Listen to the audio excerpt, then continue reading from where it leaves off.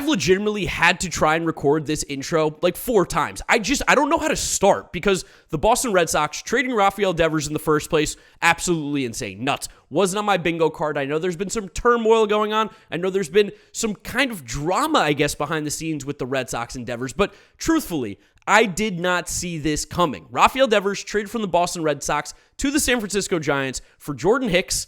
What? Kyle Harrison, James Tibbs III, and Jose Bello. Yes, that is the trade. I guess the biggest thing along with all the players involved and the fact that Rafael Devers was traded is that the Giants are also going to pay the entirety of the Rafael Devers contract. So it's a trade that's, I don't want to say unprecedented because we've seen big contracts move before and star players that are traded. The manner in which this trade was conducted is truly what makes this shocking because Rafael Devers, as we know, signed that huge deal with the Red Sox. They didn't have Mookie Betts. They traded him away. They didn't give Xander Bogaerts a good contract, ended up being a good move.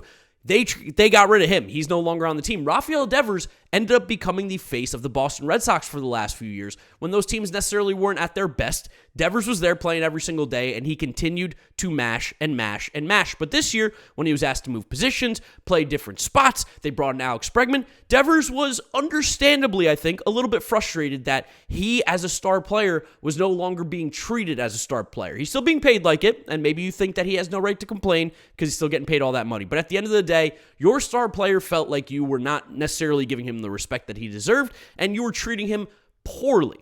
Now, jump all the way here. We move a bunch of months forward because that's starting spring training, then when Casas got hurt. Now it's June 15th, and Devers has now been traded to the San Francisco Giants. I can't even understand what the Red Sox are thinking because the more and more that keeps coming out about this trade, the more and more that we keep hearing, it honestly makes less and less sense. And I'm not going to say that these are clear one-to-one comparisons, but it feels very, very similar to when the Dallas Mavericks traded Luka Doncic this season to the Los Angeles Lakers. Now, let me explain why before NBA fans go crazy. Luka's way better than Rafael Devers. We know this. They're not the same caliber, but Rafael Devers is a premier hitter in the game, and the fact that he was on this mega contract and this trade came out of nowhere and seemingly nobody else knew that this was going to happen, that's where I see the similarities because you are trading a guy who is still a top player in the league. And it seems like the Red Sox did not actively shop around Rafael Devers nearly enough because this return back is not good, guys. It's not good. Jordan Hicks has been horrible. The starter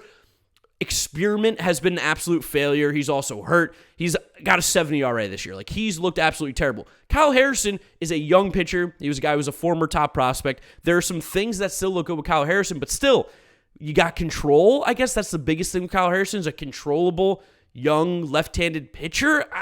Doesn't make sense to me. James Tibbs, number 1 overall pick, but not playing well in A-ball. And Jose Bello is a 20-year-old who's been a relief pitcher in rookie ball. So I don't know what the return is here for the Red Sox. I don't know how this makes their team any better. In fact, I actually know what it does. It makes them significantly worse. Take away Rafael Devers' defense. It doesn't really matter when he hits as good as he is. Defense matters all the time. Blah, whatever. I don't care. I don't think most people care when you hit like Rafael Devers, and he's been playing DH. So his defense actually really doesn't matter. But at the end of the day, the Red Sox chose to get worse in a year where they were supposed to be competing for the AL East title, a year that's been disappointing, coming off of a series sweep against the New York Yankees, who were in first place, finally starting to play some better baseball. Rafael Devers hit a big home run today, and you traded him for, I don't want to say peanuts and scraps because that's not fair, but you traded him away to get rid of his contract? Yeah, I'm not buying that. I'm not buying that one bit, that this was just a salary dump, that this was a get rid of the contract. They definitely had to have bigger problems with Rafael Devers, and I think it's a little, I shouldn't say a little, I think it's extremely short-sighted by Craig Breslow to get rid of a player at the caliber of Rafael Devers because he wasn't meshing, because he wasn't being a team player, because your superstar $300 million player did not want to play new positions, because he just wanted to go out there and do what he was being paid for previously. I'm serious. I don't really understand this one. I'm sure you guys share a similar sentiment. Why in the world would the Red Sox do this? Now, Marcelo Meyer's up. He's looking pretty good. I mean, he's a young future. They brought up Roman Anthony. He doesn't play any of the positions, but they do have a lot of great young players in the pipeline coming up. You thought that Rafael Devers was going to be a part of this future Red Sox team that Craig Breslow was building. I love the addition of Bregman. Christian Campbell looks like he's going to be a good player despite some of his shortcomings that he's had this season. Again, the young players I just mentioned. You still have Garrett Crochet, who just paid all this money to. Carlos Narvaez has looked great behind the plate. Jaron Duran's on his team. Wilyer Abreu. The list goes on and on. This Red Sox team should be playing better than they have. And again, just coming off of a series sweep in Boston against the first-place New York Yankees, you thought that maybe the Red Sox would consider pushing in those chips, going for it more. They have a chance to make some noise. This is still a good baseball team on paper, but now they lost Rafael Devers, and you cannot convince a fan base that is so obsessed with winning like the Red Sox are. You can't convince a fan base that has been frustrated with ownership and the front office for the last 5, 6, 7 years because of the lack of spending, because of trading away Mookie Betts, because of not bringing back Xander Bogaerts, even though that was technically a good decision. Now you trade away not only just a fan favorite, but one of the best players the Red Sox have had. In the last 10 seasons, he's been one of the best offensive players in baseball since he got the call up, and he's young. I don't get it. It really, I'm sorry if I sound like I'm rambling. I'm sorry if I sound like I don't have my thoughts all together. I'm recording this about an hour and a half-ish after the trade news came out, and I still don't really know what to make of it besides, what in the world are the Red Sox doing? We heard from Buster Olney, too, on Sunday Night Baseball because the Giants are playing the Dodgers on Sunday Night Baseball. Kyle Harrison was supposed to start the game on Sunday Night Baseball. He got pulled from his bullpen about 10 minutes before the game because he got traded. This trade happened extremely fast. Everything came together quickly. Rafael Devers, after the Yankees game, in which he hit a home run against them to help the Red Sox win, was talking about how he feels like this team is just starting to click. They have a lot more potential to show. They can play better baseball. They can be better.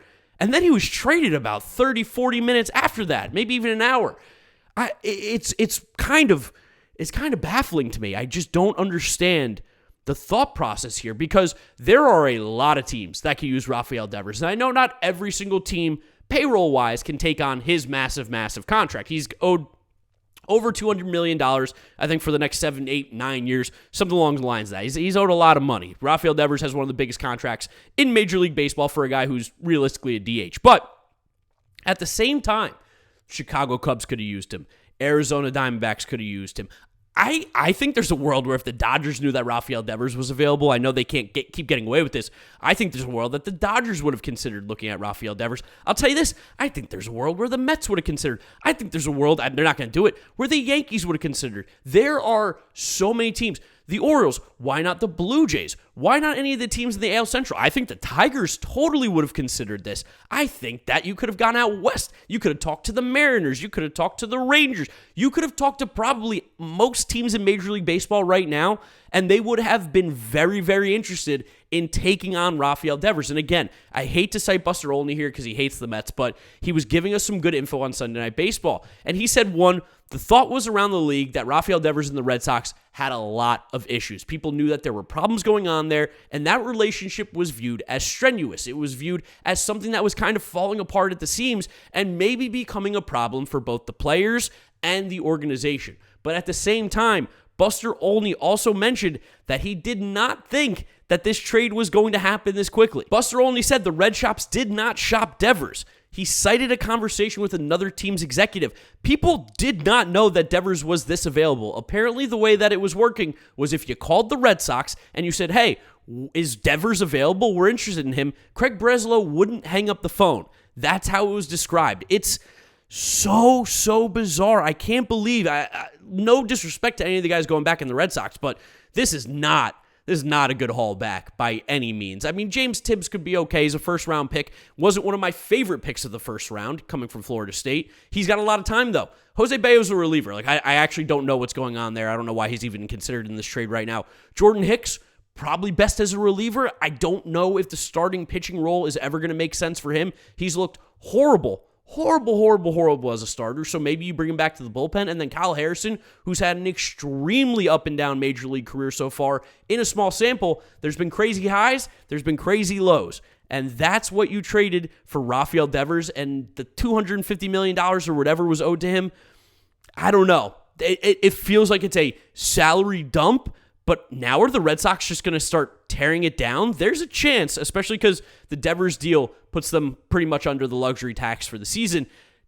Alex Bregman has an opt-out next year. Does Alex Bregman opt out? Does this piss off the players, or are the players happy? I mean, we don't have a lot of info on this side, and I will be very interested as to what happens in the upcoming days with reports and news and press conferences and conversations and comments made by both people in the front office, players, coaches, people around the league. We're going to learn a lot more about this Rafael Devers situation, more than we have right now.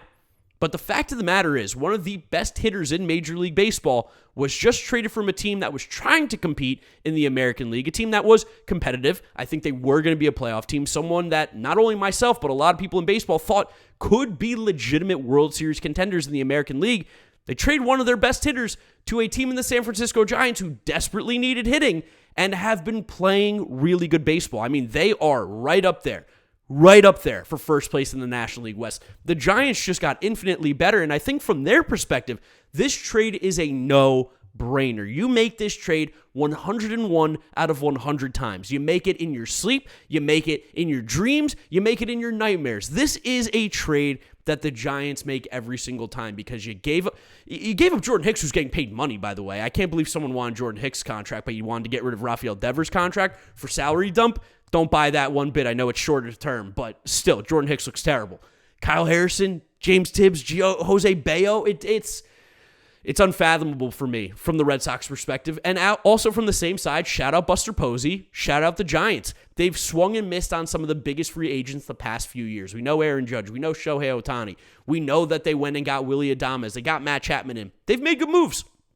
They've missed on a bunch of guys. They missed on Carlos Correa. Remember when that whole thing was going on? But the problem that they've had is getting that star hitter, that guy who's a difference maker. Because let's be honest, Adames and Chapman, while they're both very good Major League Baseball players, no one is saying that they're that caliber of hitter that you're getting with Rafael Devers. The Giants haven't had a 30 home run hitter since Barry Bonds. Rafael Devers does that in his sleep. He is an instant influx of offensive power to this team, something that they desperately needed. Left-handed power is also something that they desperately needed. I don't know where he's going to play. Probably DH. I know Chapman's hurt for right now, but probably DH. I mean, it's very funny that Devers is just back in the same situation where he's not going to play third because Chapman's there. Probably going to DH. Maybe they asked him to play first and he didn't want to do that in Boston. Will he do it in San Francisco now? There's so many layers to this. It's crazy that this trade happened. We don't see this happen in Major League Baseball, especially because there's so many rumors and the insiders are prevalent and there's people on Twitter just that are little freaks and find out every little bit of information that they possibly can. And nobody saw Rafael Devers being traded to the Giants today. Oh, man. I mean, even Mike Rodriguez, who's been kind of like on and off at times, according to his sources, the last conversation between Devers and the Red Sox management basically said he expressed his love for the city and desire to stay, but he was feeling underappreciated. He asked them if they did not want him to kindly trade him. And then we're hearing conflicting arguments, too, that Devers did not ask for a trade. Okay, so here we go. We actually have a Jeff Passan update. He just tweeted this out 5 minutes ago. The Rafael Devers to San Francisco blockbuster has executives across baseball confounded. On one hand, the Red Sox got out of a deal every model in baseball has underwater, and understandably so. He has no defensive value. He's only hitting. If he doesn't hit, you're in trouble. And got talent back. On the other, a team with talent and momentum just traded its best hitter. Yeah, that's bad. I feel really bad for Red Sox fans. It's a rare scenario where I feel bad for the city of Boston and the Red Sox. I don't hate them, but it's just like you guys win all the time. Like, it's okay if you don't win this time. But this is now the second time where you're having a star player just ripped out from under you. It's crazy to think that they've traded Mookie Betts and Rafael Devers within the last 5 seasons, and what they got back was Alex Verdugo, Jeter Downs, Connor Wong, Jordan Hicks, Kyle Harrison. Am I missing someone? I don't think it matters. It's nothing. They've gotten nothing back. It is confounding. It is shocking. It's confusing. I don't really understand how to say it. Red Sox fans, let me know in the comment section below. What are you guys doing? What's happening right now? What's going on in your brain? Are you boycotting the Red Sox for the rest of the season? Are you trying to find where Craig Breslow lives and you're ding-dong ditching his house? I mean, do you go to Red Sox games the rest of the year? Do you boycott because the ownership and front office are clearly not on the same page with the fan base? It sucks. I hate to see it. Baseball is better when the Red Sox are good. Whether you like them or not, Yankees fans I think would have to agree too. When that rivalry is good, baseball is better. Baseball is better when teams are better.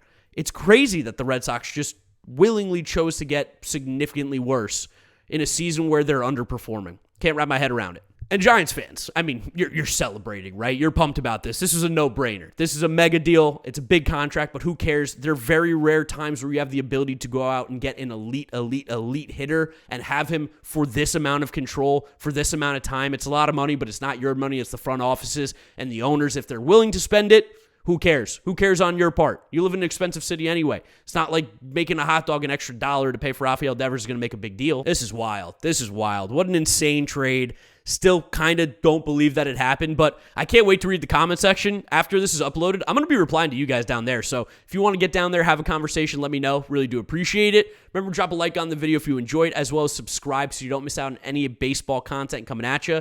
You can follow me on all my social media, GiraffeNeckMarc. Links are in description. I'm going to be kind of talking about Devers a lot on there too if you want to get interaction there too. And that's where I'll wrap it up. You guys know the drill from here on out. YouTube recommends you watch this video. This is my most recent upload, so click through those if you have not yet seen them. Thank you guys so much for watching. Rafael Devers is a Giant. This is insane. Bye.